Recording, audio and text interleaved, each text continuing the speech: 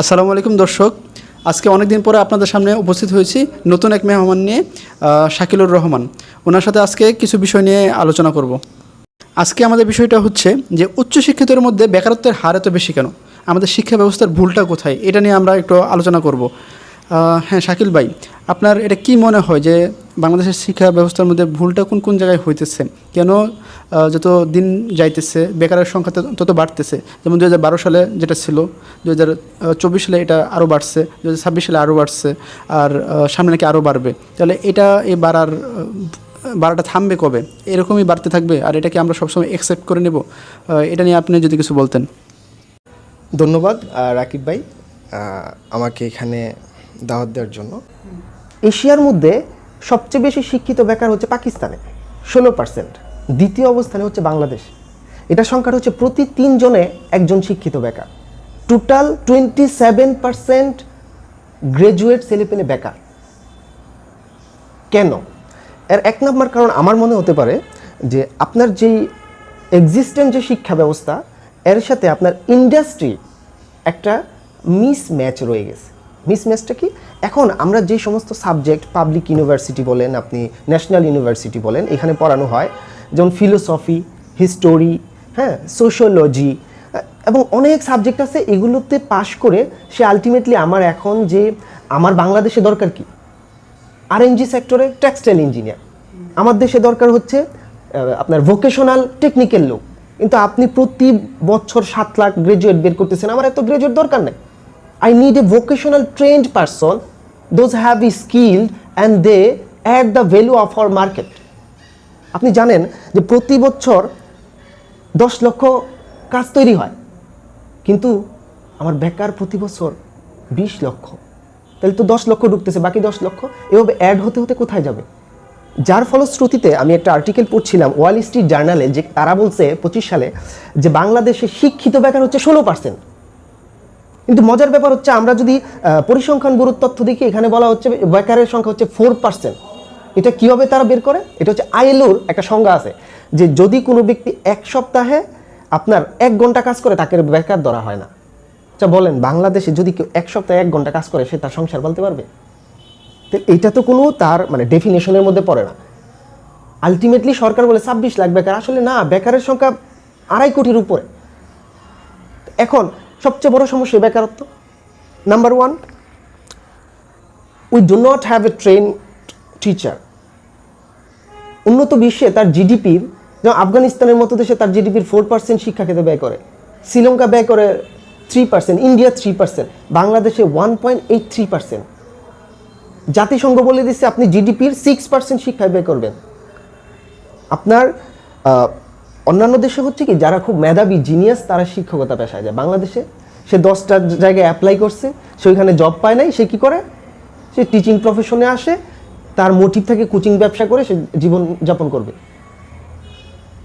Teaching is a profession, যে এটা সমস্ত প্রফেশন ক্রিয়েট করে। একটা টিচার, আজকের টিচারটা কি 10 বছর পরে টিচার তৈরি করে না?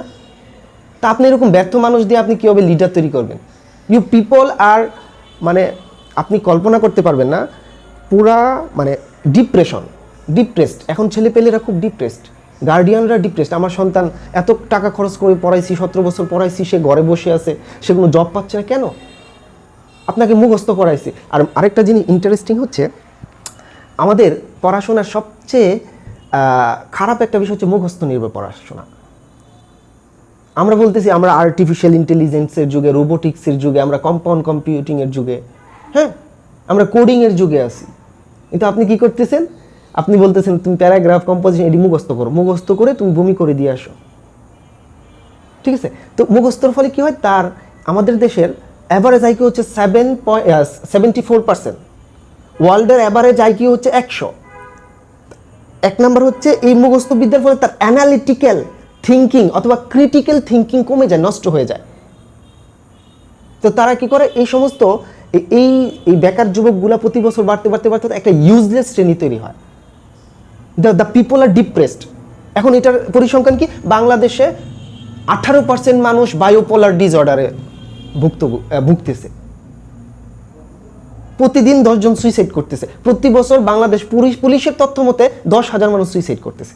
তা আপনি এমন একটা স্টেট তৈরি করতেছেন যে স্টেটে মানে সুইসাইডটা একটা মহামারী আকার ধারণ করছে। মানে টোটাল আপনি যদি দেখেন যে প্রত্যেকটা জিনিস আরেকটার সাথে সম্পর্কযুক্ত। তাতে হয় কি, আপনার সমাজে যখন বেকারত্ব বেড়ে যায়, দারিদ্রতা বেড়ে যায়, দারিদ্রতার বিষয়টা বলি, 22 সালে বাংলাদেশে দারিদ্রতার অতি দারিদ্র মানুষের সংখ্যা ছিল 5%, এটা 25 সালে হয়েছে 9%। আর দারিদ্র সংখ্যা ছিল 22%, 25 সালে হয়েছে 27%। মানুষের বাইং ক্যাপাসিটি কমে যাচ্ছে। তাতে হয় কি, সমাজে হিংসা বাড়ে, বিদ্বেষ বাড়ে, অপরাধ বাড়ে। আমি আমার সন্তানকে একটা নিরাপদ স্টেটে বাস করার নিশ্চয়তা দিতে পারি না। And Bangladesh will be a half's state. Half's স্টেটটা কি? হাফস, উনি একজন একটা মতবাদ প্রকাশ করছে যে হাফস স্টেট হচ্ছে ওই প্রাচীনকালে যে জঙ্গলে মানুষ বসবাস করতো, তো যখন একটা হরিণ দেখতো তখন মানুষ মানুষকে শত্রু হতো, আরে আমি এটাকে মারবো, মেরে খেয়ে ফেলবে, তো আগে মানুষকে মারি। বুঝছেন? তো এই সমাজে আমার বাসের পিছিয়ে যে মানুষটা বসতেছে, আমি তার দিকে সন্দেহের দিকে তাই, সে কি পকেট মার কিনা? Because we are living a half's state.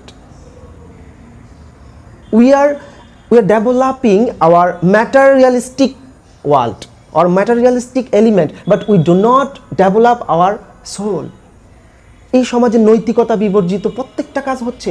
এই জিনিসগুলো শিশু দেখতেছে, তার মনস্তত্ত্বে এর ইফেক্ট পড়বে।